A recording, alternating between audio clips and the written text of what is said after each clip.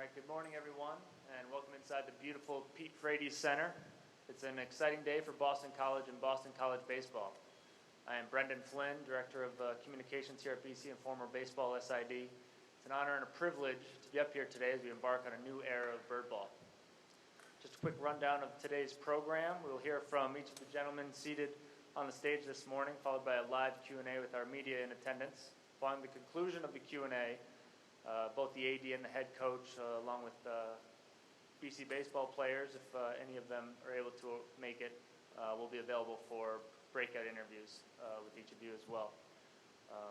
With that, to introduce the 9th head coach in Boston College baseball history, please join me in welcoming our William B. Campbell Director of Athletics, Blake James. Good morning. Thank you, Brendan. Boston College is a special place, and all you know that.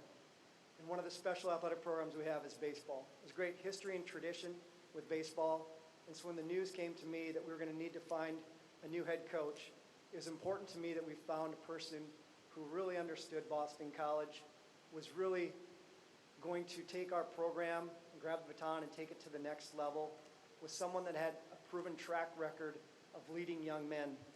And so as we started our search, there was great interest nationally in this job, no surprise to mine. The best baseball conference in the country in the ACC, best institution in Boston College, with a great facility here. There was no doubt in my mind that we were going to get an outstanding pool, which we did. One individual rose to the top of that pool right away, and it was something that I know both Craig Anderson and Matt Conway, who I want to give recognition and thanks to, as they really led this search for me, we identified as really a person of great interest of ours. And after conversations that he had with both Craig and Matt, they reaffirmed what we saw on paper was real. A week ago today, he and I met for the first time in person.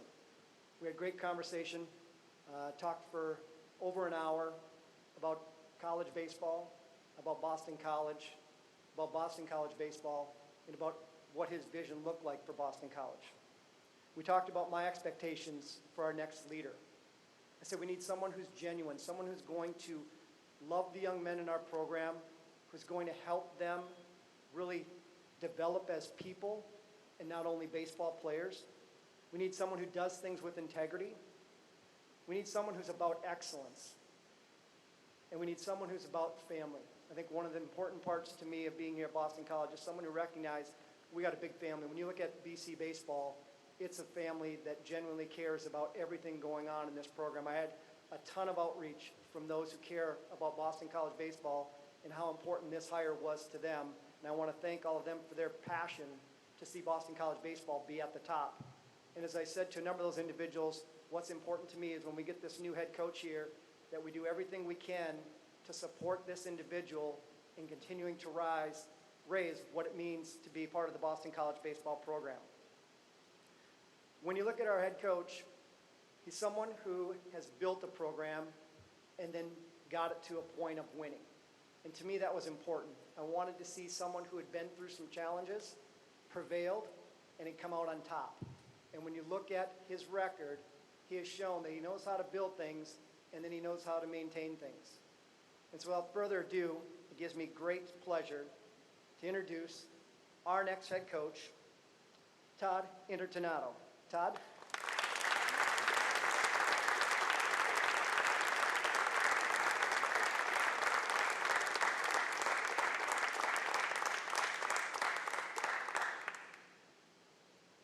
First of all, thank you to the entire Boston College community. As we've learned quickly in this process, this is a community, a very family-oriented one, led by Father Leahy down to Blake, and then really want to thank Craig and Matt for conducting the search with the transparency and the professionalism that they did. And really refreshing way of going about it, and just really appreciate your guys' support and communication, and just did it in a first-class manner. It meant a lot to me and my family.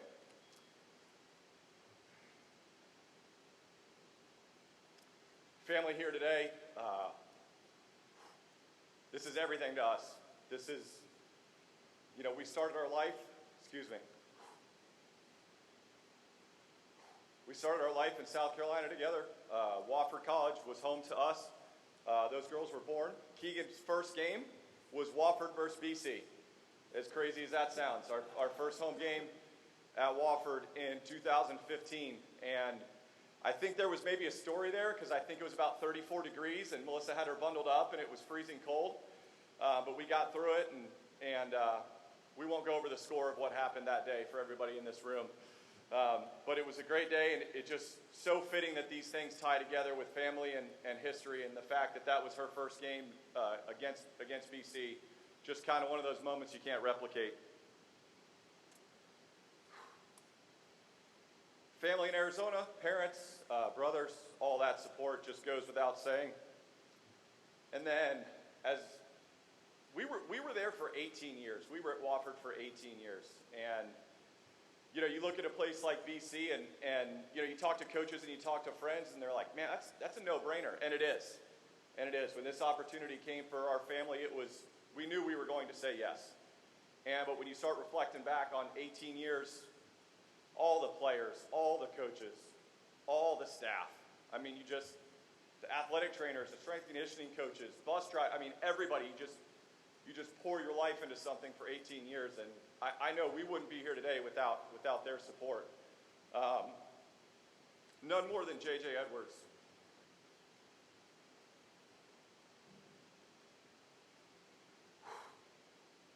And I'm so thrilled for him that he gets to take over Wofford and lead that. We built it, an architect, a partner, and the fact that those kids are in his hands, you know, you just pass it off to somebody that means a lot to you. It's just, again, just everything kind of coming together, it just means the world to us. When you think about BC and you think about the potential and what it can be, you try to look at this from a broad view, from a 30,000-foot view, and it comes down to three things where we believe we can have success and sustainability. It's the institution, the conference, and the city. And when you look at it from that perspective, those three factors, you just can't do better than this institution, this conference, and this city. And then you combine the fact with these facilities where you're able to develop these players into first-class men and professional baseball players, and then combine that with a logo that has power in this region that you can recruit to. When you start looking at all these factors, to me, it just gives us an ability for us to have sustainable success and be able to build the program. What I mentioned to Blake through the process is you have a chance to build this program on top of the institution. And that was really what was really attractive to us, was the fact that the foundation is here, the foundation of the school, the conference, the city, the facilities, the logo, and you just have a chance to build on top of that. When Blake and I first came to an agreement, I wanted to start reaching out to the players, and that was really what we wanted to do. We wanted to connect with the players. We wanted to let them know that there was something in place. They could take a deep breath. You know, went through it twice with all the Wofford players, and then with the BC players. That transition is tough on young men, and just the uncertainty, and they're not really sure what's going to happen, and they think they were walking into one thing, and now it's changed in the middle of their career, and you know, their families have impact on that as well. And almost immediately after Blake came to an agreement, I called Vince Cimini, and I just said, hey man, take a deep breath, relax, we have somebody in place, we're good, we're going to move forward, and I just want to express our thanks and you sticking with BC through this transition, through this process. And he's like, yeah, of course we were going to stick with BC like that. And I go, no, I understand the uncertainty, and you know, you deal with coaches and one-on-one. And he just frankly said, he goes, Todd, I speak for everybody. We'd rather die than go play for another program. That simple, that matter of fact, and that was immediately the moment that I knew the power that this institution has on these student athletes. So we're excited to join. We're excited to be here. Again, thanks to Blake, Father Leahy, Craig, Matt, my family, JJ, and we just can't wait to get started. And we are just ecstatic to be joining this family. So thank you for being here. Thank you for the support, and we're ready to go.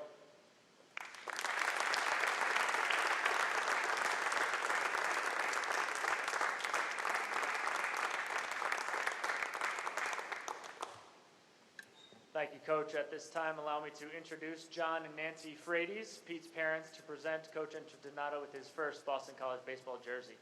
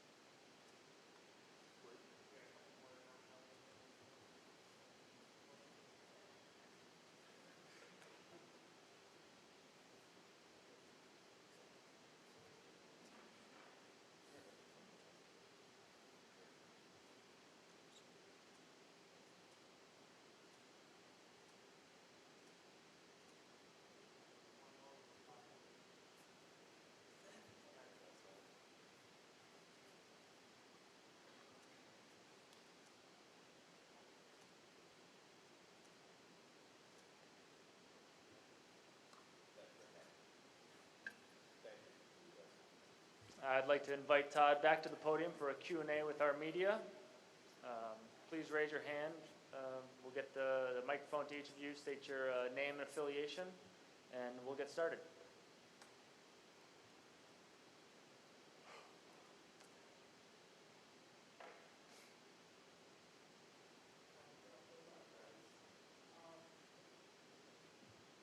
So Rob Gokar of the Heights. Like you mentioned, Coach, Wofford's obviously a place that's very special to you and your family. A lot of time and success there. What about Boston College as an institution that convinced you that this is the right time to make the switch? Well, as we were progressing through our careers at Wofford,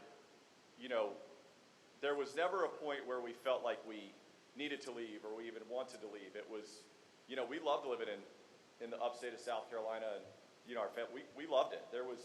And just what we had built there was really special, and what was inside that locker room was really special. And as we went through this process, what really gave us the most comfort was it just starts with the institution. And when it starts with the institution like Wofford or like BC, that trickles down to the players, and then that trickles down to the family environment that you see in athletic departments. And again, when you look at making a change from a place that you love and a place that you've built on, you want to do it in a place that you feel like you can be yourself. And that was really one of the questions I asked Matt and Craig early on was, what are you looking for in your next head coach? Because if those characteristics don't line up, we need to be able to come in here and be ourselves. And Boston College, we felt like, provided us an opportunity to come in and be ourselves, and we feel like that's the best chance of being successful. Josh Cummins from New England Baseball Journal. You talked about this a little bit already, but just what's kind of stood out to you about being up here and what excites you about kind of being in the New England region and the players up here? Well, we can continue to talk about the institution that's BC, but, we love Boston. Like, my family and I, we've been traveling up here a bunch, and we love this city. We love the people. We love what it brings, and all there is to do, and raising two young girls in this place with the education it provides is, you just can't really ask for anything better. But really, once we got through the process and once we kind of got in and got into the program, really what has excited us is the players and just their vibe and what they want to do and their vision for the program, and just really feel like this can be a collaborative effort between our staff and our players. And when those guys are invested in the program the way they are, it just brings great excitement. Coach Kevin Stone, Eagle Action. First of all, welcome. You were at your previous employer for a long time. Yeah. The coach here was here for a long time. College sports are not meant for longevity. What do you think the key is to, staying in one place for a long time? Well, I think it comes down to a few factors. And, you can have moderate sustainability if you're a good coach and a bad employee of the institution. You can do it the other way. You can be a good employee of the institution and an average coach. But I think really the most powerful thing is to not only be a good coach and a successful coach, but you have to be a steward and you have to be a good employee of the college. And I think if you're able to do those two things, I think it provides sustainability. And when people look at these jobs, they look at these things from what's between the lines.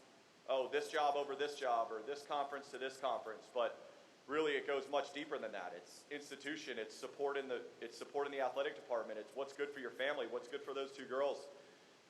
And if you're able to hit it on all sides, I feel like that's really where the sustainability comes from. And we'd like to think that we did a good job coaching that team, and we'd like to think we were good employees of Wofford College as well for our tenure there. So, Coach, last season, obviously a record season on the field, but also in the stands in terms of fan, student engagement. How do you plan on sort of building on last season's momentum when it comes to connecting the student body? Well, I think really it just showed, the timing of this building with COVID, really coming through there from a player development perspective could not have been better timing. From a fan engagement perspective, maybe couldn't have been worse timing. And I think this was really the first year in 23 where, this program had success, where there was some energy, there was a buzz about BC baseball.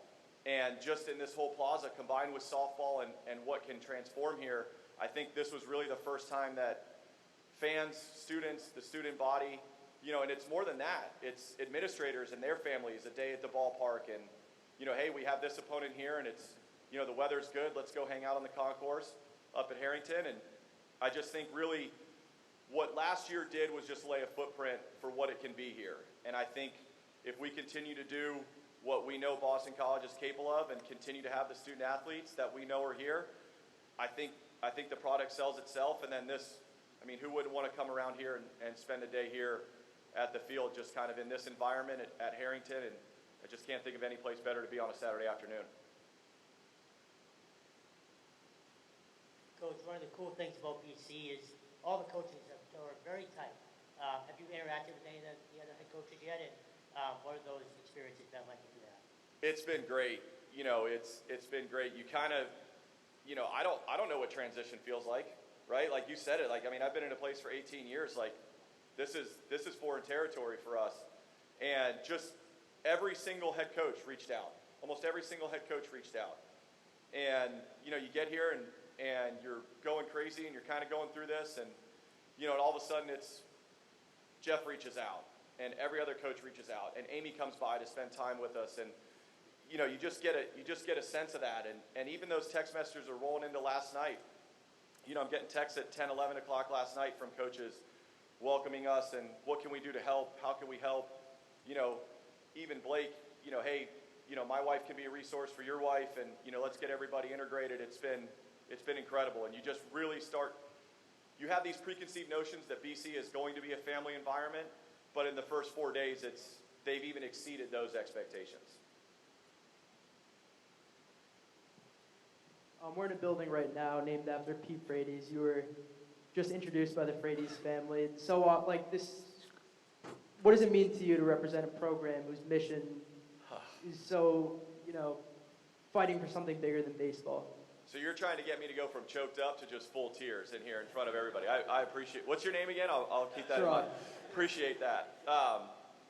What John and Nancy may not know is Melissa and I met Pete all the way back in 2012, and we were here.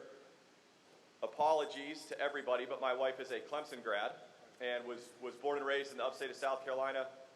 High school in the upstate, went to Clemson, and I think it was 2012. I believe, 10, 11, 12. Clemson was playing at BC on Wofford's fall break. And we decided to come up and take a visit. And obviously we had a relationship with Mike and with Sully and the previous staff. And Scott Friedholm was here at the time. And they, hey, come down to the tailgate, this and that. And we walk into the garage over there in front of Conti. And, hey, meet some of these guys and meet these alumni. And we're going through it. And Pete was part of that group. And obviously we knew the story. I don't know if I have my years exactly right. That was quite a long time ago, and certainly you guys have been through more than anybody could ever imagine. And by the way, handled it with such grace and such impact. I told you. but then we got to be around him all the way, from 2012, and then had been around him 3-4 times throughout the course of the rest of his life. And,